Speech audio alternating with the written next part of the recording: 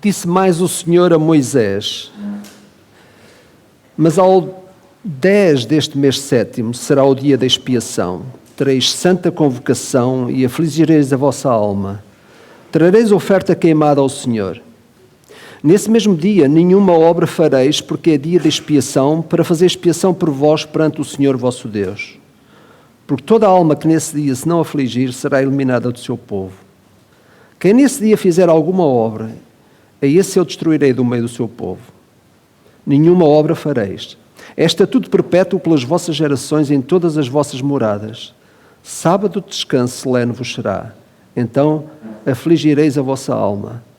Aos 9 do mês, de uma tarde a outra tarde, celebrareis o vosso sábado. Não sei quantos de nós, de alguma forma, temos estado inteirados acerca de uma festa que o povo judeu ainda hoje observa e que era observada naquele tempo, quando o povo de Deus estava ainda no deserto, procurando conhecer mais acerca do Senhor. Eu lembro que, em certa altura, estava a viajar nos Estados Unidos e terá sido uma das experiências mais marcantes para mim no que diz respeito a esta consciência daquilo que é e deve ser a presença do pecado e do perdão nas nossas próprias vidas. Eu sentia que o avião estava mais pesado quando estava a viajar, porque juntamente comigo eu levava uma série de pedras. Simbolicamente falando, eu levava pedras nas minhas mãos. Talvez tenha sido o momento mais incómodo ao mesmo tempo na minha própria vida cristã, porque eu sentia-me prejudicado, sentia-me desconfortado, sentia-me desconsiderado, altamente incomodado. O meu coração estava perturbado, mas pior fiquei quando senti que as minhas mãos estavam carregadas de pedras, que se eu pudesse eu mandava a alguém. Apesar dessas pedras serem simbólicas, se elas fossem atiradas, elas iam prejudicar, de facto, e fazer grandes feridas. Eu não sei quantos de nós já vivemos momentos assim na nossa vida, em que a falta de perdão nos causou mais mal a nós do que àquele que praticou o pecado. Enquanto eu fazia aquela viagem e depois, mais tarde, Deus deu-me ordem, literalmente deu-me ordem para que eu abrisse a mão com as pedras que eu tinha e as depositasse junto à cruz do Senhor, de uma forma simbólica. Eu não sei quantos de vocês aqui nunca tiveram pedras para arremessar aos outros. Não sei quantos aqui, de alguma forma, tiveram momentos na sua própria vida em que, se pudessem, iriam realmente praticar justiça pelas suas próprias mãos. Sabem que os estudiosos das Escrituras dizem que não há nenhum outro livro do Antigo Testamento que melhor nos faça compreender o Novo, senão o livro de Levítico. É interessante porque nós podemos afirmar que o livro de Levítico, quando o lemos, apesar de ser um livro que nós desprezamos, a maior parte das pessoas não gosta de ler o livro de Levítico, nem o livro de Números, não é? São livros um pouco, parecem que não têm valor para os nossos dias. Mas o que é curioso é que, quando olhamos para o livro de Levítico, nós percebemos que a palavra-chave lá é a palavra santidade. E se, curiosamente, se olharem para os capítulos, se puderem ler os capítulos 1 a 15, vão perceber que todos esses capítulos explicam como é que o homem pode ter acesso a Deus. Os capítulos 17 ao 27 explicam como é que nós podemos manter comunhão com Deus. Mas falta ali um capítulo, curiosamente, que é o capítulo 16, que é o capítulo que fala sobre a expiação. O capítulo que fala sobre a forma como é possível acedermos a Deus e continuarmos permanentes com Deus. O dia da expiação é o dia do perdão. E, curiosamente, se nós olharmos, nós percebemos que aquele capítulo 16, na verdade, constrói a ligação entre o acesso a Deus e a permanência com Deus. Não há dúvida que o livro de Levítico é sem dúvida, um livro que merece ser lido. Santidade ao Senhor foi um tema que uma vez eu vi numa igreja que entrei e vi lá digamos assim, o slogan da igreja era santidade ao Senhor. Eu achei interessante. A minha pergunta esta manhã era, se essa frase estivesse aqui à frente a ser vista, o que é que isso mudaria à nossa igreja? De que forma é que isso mudaria a nossa igreja? De facto, o livro de Levítico, esta divisão é muito simples porque ela nos mostra que já no Velho Testamento existe uma cruz.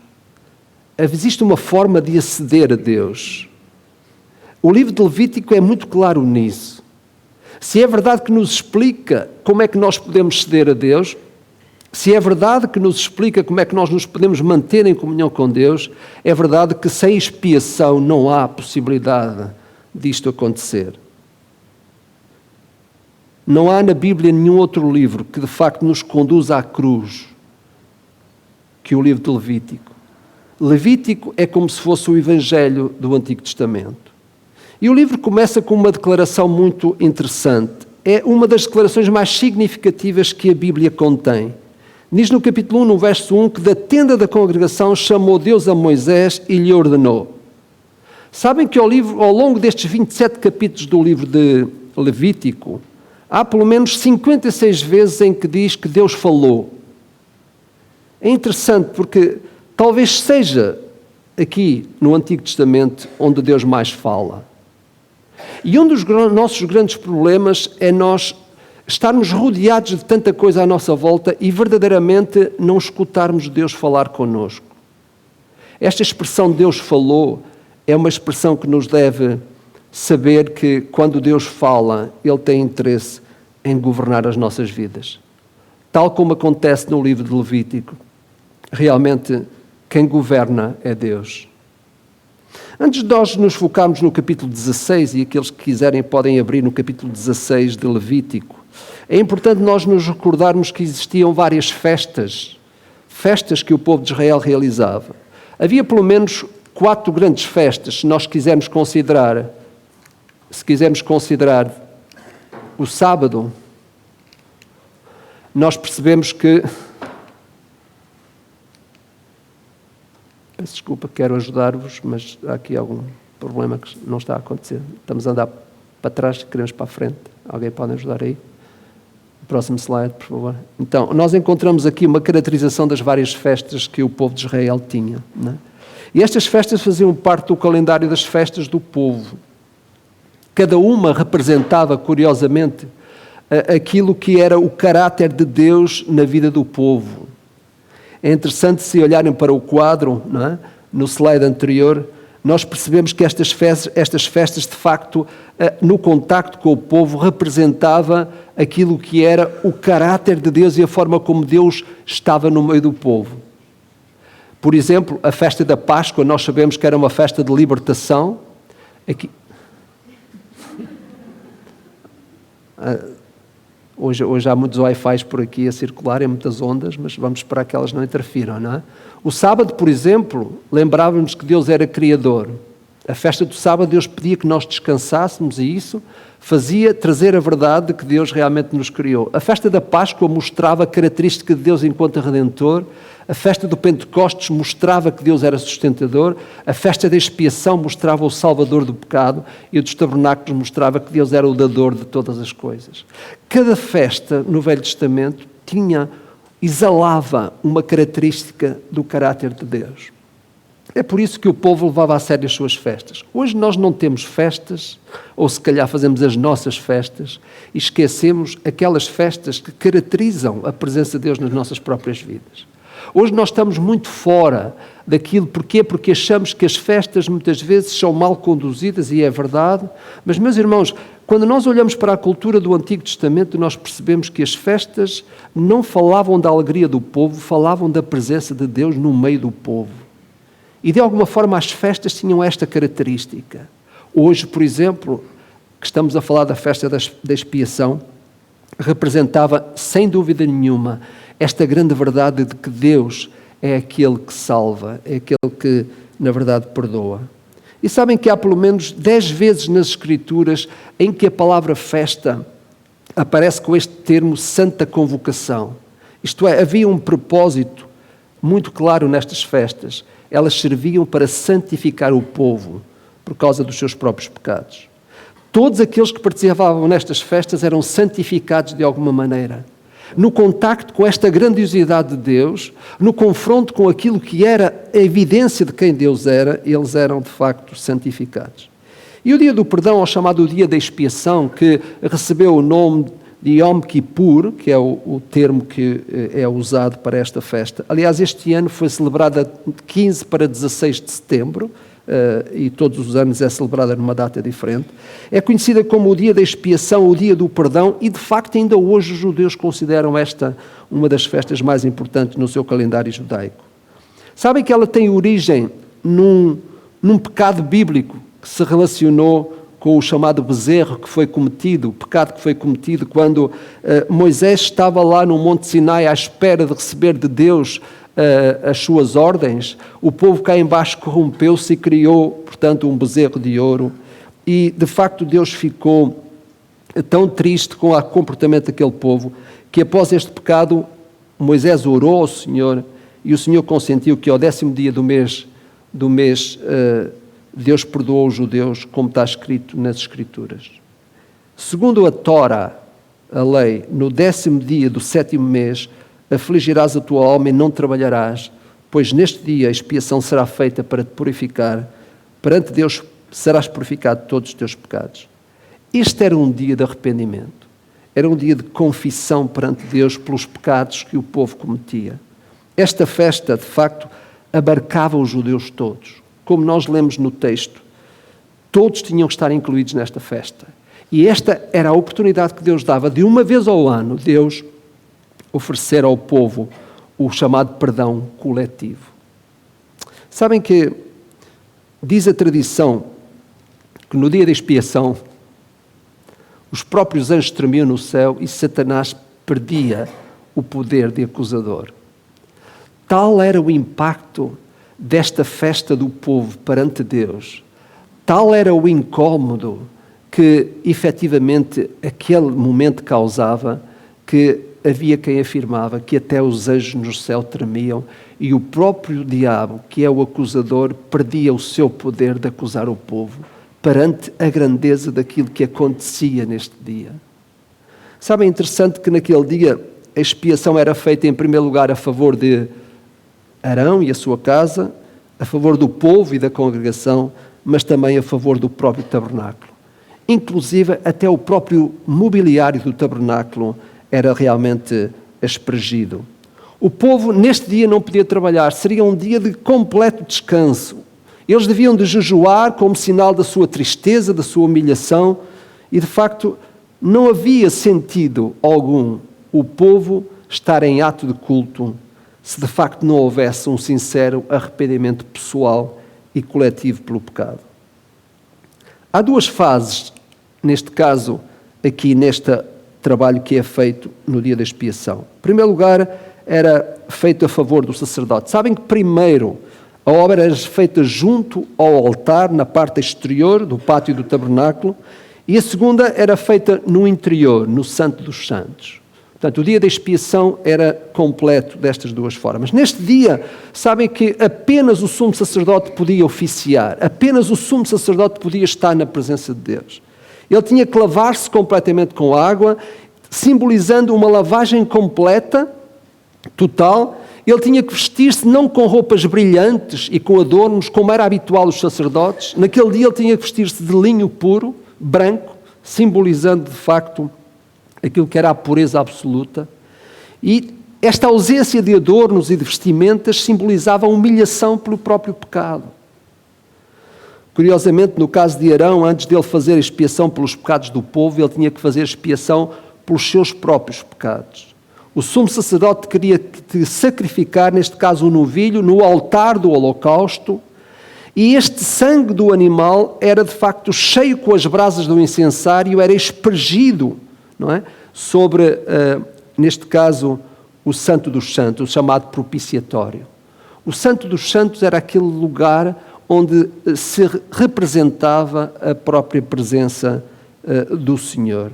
Era natural e era necessário que o sangue fosse levado à presença de Deus, que era simbolizado como a chamada nuvem que estava presente, a glória Shekinah, como diz o texto. E aí Deus, ao ver o sangue, Deus perdoava os pecados do povo. Mas antes de Deus perdoar os pecados do povo, Deus tinha que perdoar os pecados do próprio sacerdote. De facto, diz o texto, assim como aconteceu lá no Egito, quando Deus viu o sangue a ser espregido nas portas, nas ombreiras das portas, diz o texto que Deus, vendo o sangue, passaria por cima. Era isto que acontecia no dia de expiação. Deus via o sangue e ele passava por cima. Este sangue espregido na presença de Deus era de facto a prova de que a penalidade do pecado sobre o povo tinha sido satisfeita e Deus aceitava o sacrifício que estava a ser feito. Sempre que Deus vê sangue, Ele nunca mais vê o pecado. E esta é uma característica que nós encontramos.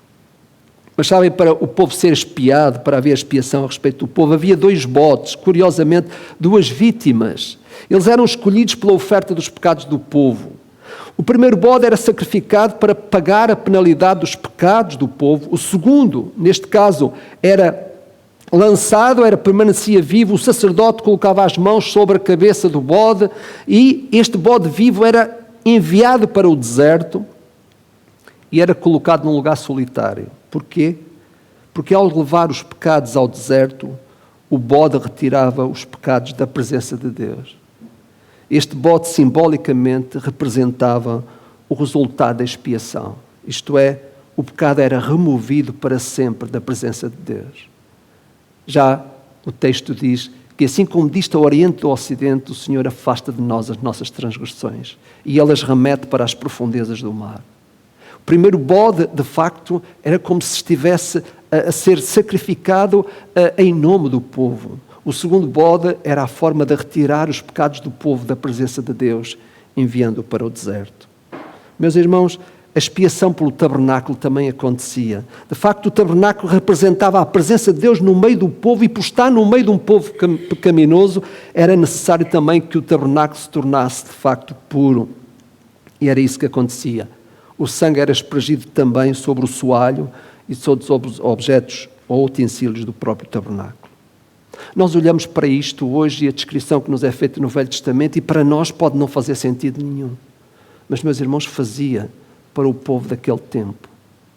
Nós sabemos que hoje não é mais assim. A graça de Jesus em Cristo alterou o processo que retira os pecados do meio de nós. A obra sacerdotal de Cristo, meus irmãos, de facto tem 2 fases. Primeiro, a sua obra na terra e segundo, a sua obra nos céus. Na terra, Cristo removeu a barreira do pecado, abrindo caminho para a imediata presença diante de Deus. Depois de efetuar a sua obra na terra, nós sabemos que Ele voltou para o céu, para ministrar na própria presença de Deus. Jesus tornou-se sacrifício na terra para que pudesse tornar-se sumo sacerdote no céu. E de facto nós sabemos porque é que hoje o sistema de sacrifícios não são mais praticados. Nós sabemos. Porque todo o sistema sacrificial do Antigo Testamento foi cumprido inteiramente na pessoa de Cristo.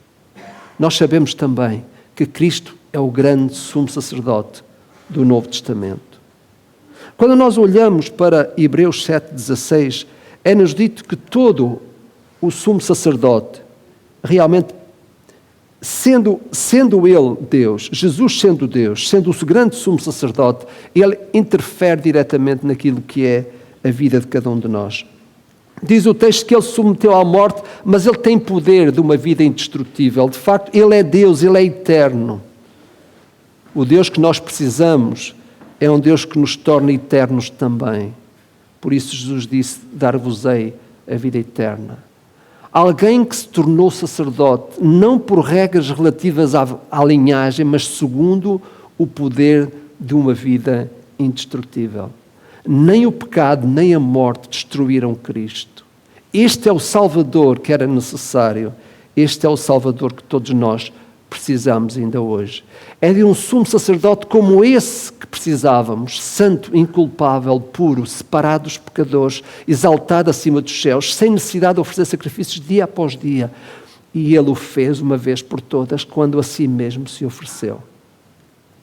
Talvez nós não apreciamos hoje o valor tão facilmente quanto o judeu apreciava no seu tempo.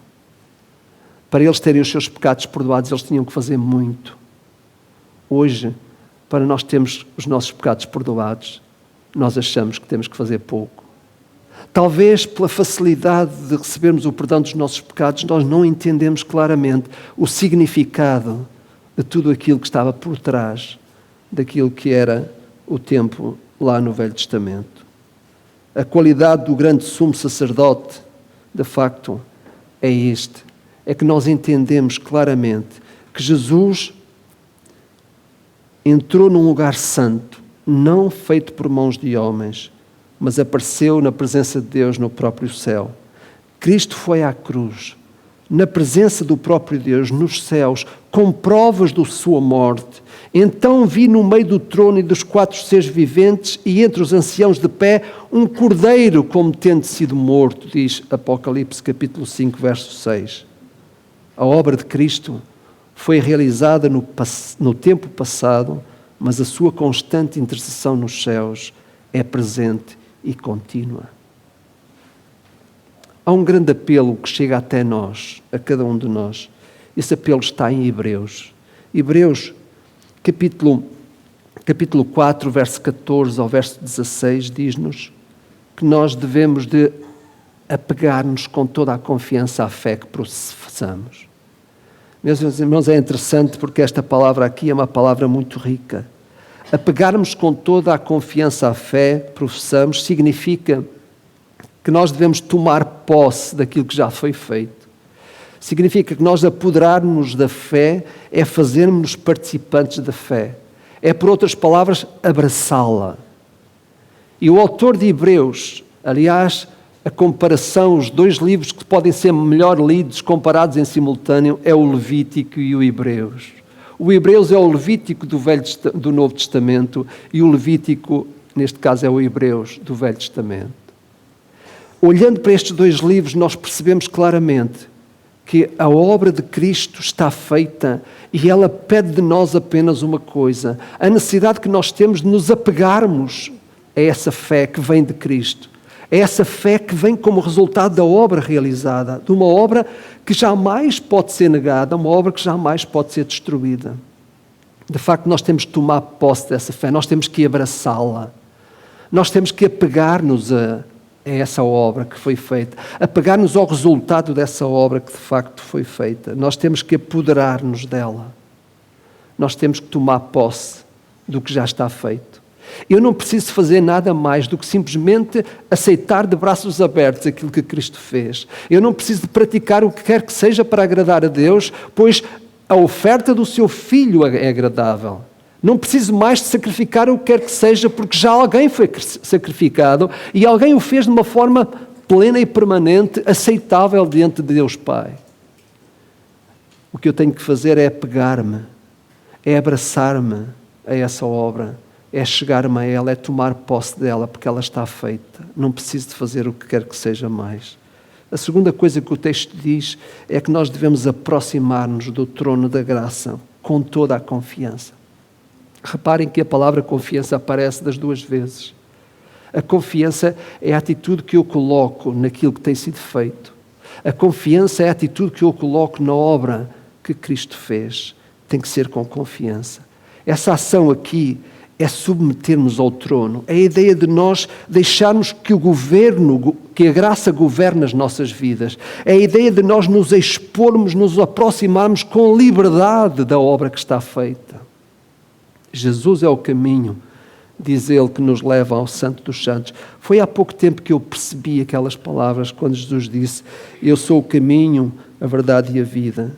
Sabem que quando Jesus referiu eu sou o caminho, ele estava simbolicamente a fazer uma referência àquele caminho que levava o sumo sacerdote, o caminho que ele tinha que percorrer do lugar santo até ao lugar santíssimo. Jesus é o caminho, porque ele percorreu o caminho que só ele podia fazer para podermos nós hoje ter livre acesso ao Senhor. De facto, Jesus foi a única pessoa que pôde percorrer esse caminho e entrar no lugar santíssimo para pagar o preço exigido pelos pecados de todos nós. O povo não tinha permissão para entrar nos recintos sagrados do tabernáculo e do templo, e mesmo os sacerdotes só podiam chegar à cortina interior. Somente o sumo sacerdote podia atravessar a cortina, e apenas no dia da expiação. Mas hoje, todo o crente em Cristo é convidado e até incentivado a apegar-se à fé em Cristo e a aproximar-se do trono da graça. É desse trono que brota a vida que todo o ser humano precisa para se reencontrar com Jesus Salvador. Se tivéssemos que obedecer à lei cerimonial do Antigo Testamento,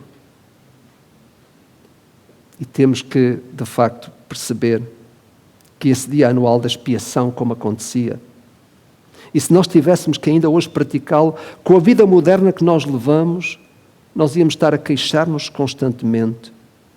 Hoje, em qualquer momento, em qualquer lugar, em qualquer circunstância, o perdão está às portas de uma confissão.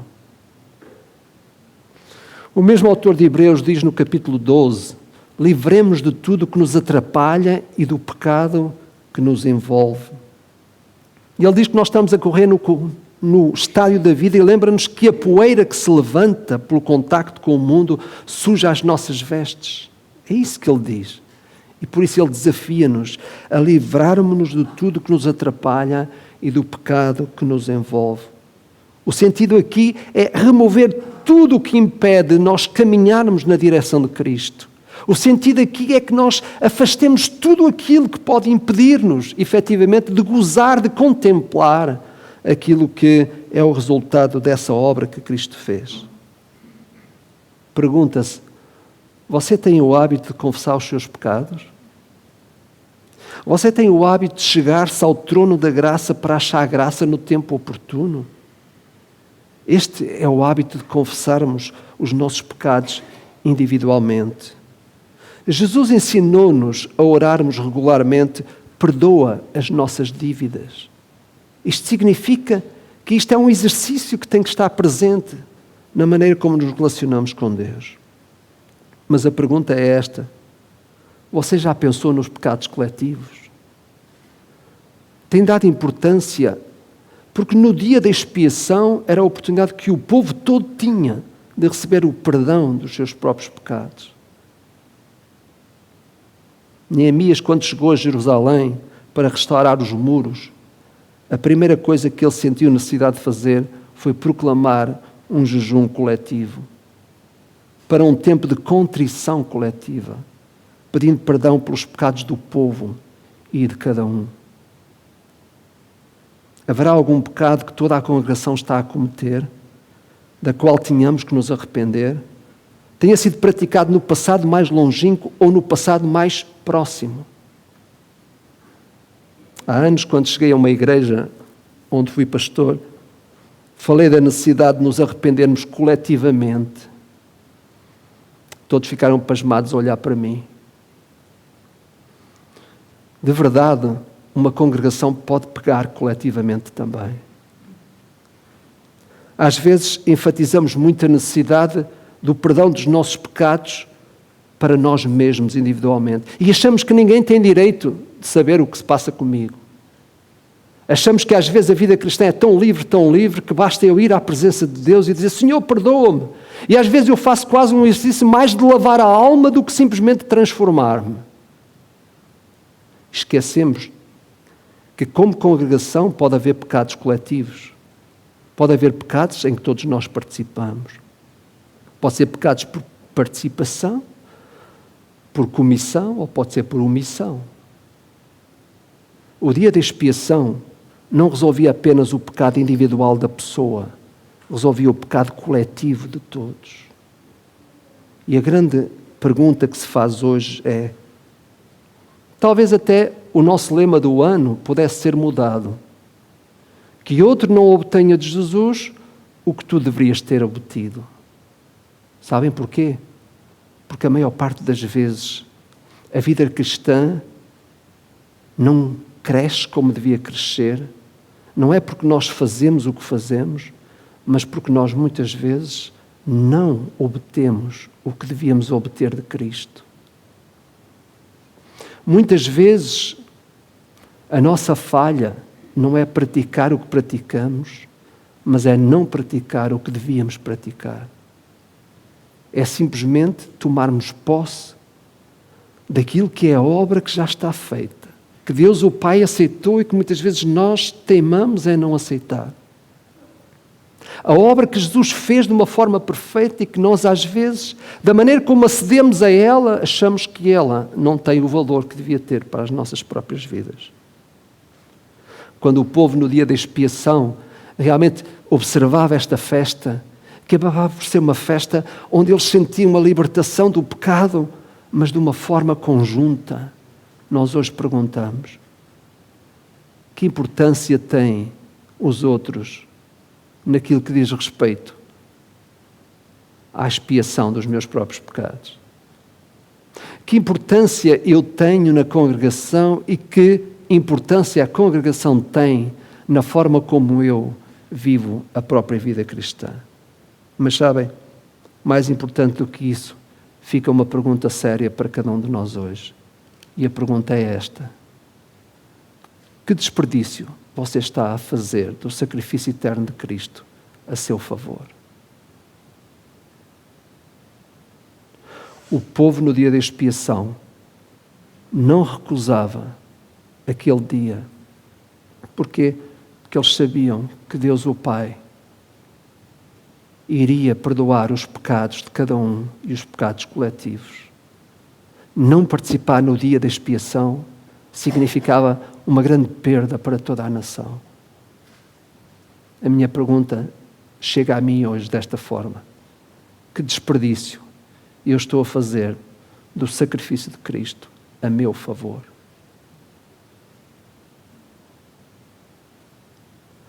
Uma obra tão perfeita que muitas vezes não é contemplada por pessoas imperfeitas como eu.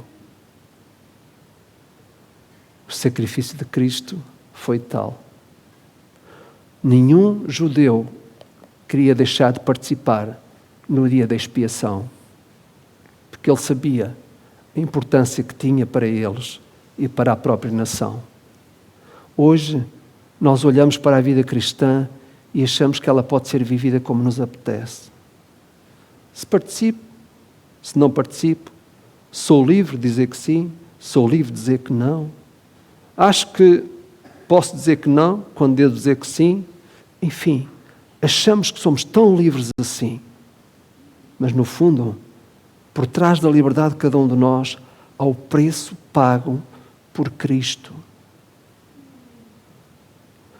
O perdão é alguma coisa tão substancial e tão rico na nossa própria vida que nós não podemos deixar de dá-lo a qualquer um. Não sei se existem pedras na sua mão para atirar a alguém. Deus mostrou-me que eu sou mais leve quando não tenho pedras nas minhas mãos. Há tanta gente que carrega o peso de não saber perdoar, quando afinal de contas a expiação não lhe custou nada. Há pessoas que constantemente guardam amargura nos seus corações, quando afinal de contas o preço do pecado custou a Jesus. Não temos sequer o direito de negar o perdão a quem quer que seja, quando afinal o preço desse perdão não nos custou nada. Por outro lado, é triste se nós não tivermos a tirar o proveito do sacrifício de Cristo, porque esse sacrifício foi feito como oferta de libação por cada um de nós. Vamos orar. Pai nosso, ajuda-nos a perceber, Senhor, que é perda para nós e perda para os outros quando nós não somos capazes de perceber o quanto é válido para nós conhecermos a Cristo pessoalmente. A riqueza que existe em termos um Salvador como Ele. Um Salvador capaz. O Salvador perfeito, que nos incluiu na sua família, não por causa dos nossos méritos, mas somente pela sua graça. Ó Deus Pai, nós te pedimos que tu nos ensines a vivermos em família, a vivermos em congregação, a vivermos uns com os outros, Senhor, conscientes de que hoje não mais precisamos ser cerimoniais, mas precisamos de ser sérios. Sérios na maneira como olhamos a obra que está feita. E, ó Deus, não deixes que nenhum de nós desperdice essa graça que há em Cristo Jesus. Pedimos-te, Senhor, que essa obra que foi feita, tão perfeita, sirva por completo as necessidades de cada um de nós. E se houver alguém aqui, Senhor, que ainda não confia em Cristo como seu Salvador, ó Deus Pai, através do Teu Espírito, Tu mostres a necessidade que nós temos dEle. Não só para o recebermos como o Salvador das nossas vidas, mas também para deixarmos que Ele seja Rei e Senhor em nós, dentro de nós. Governa tudo o que nós somos. Ensina-nos, Senhor, melhor o caminho que Cristo já trilhou e ajuda-nos a caminhar em direção a Ele, olhando para Ele, o autor, o consumador da nossa fé. Aquele que estava no princípio da corrida e vai estar no fim da corrida para nos receber. Senhor nosso, torna-nos uma congregação melhor.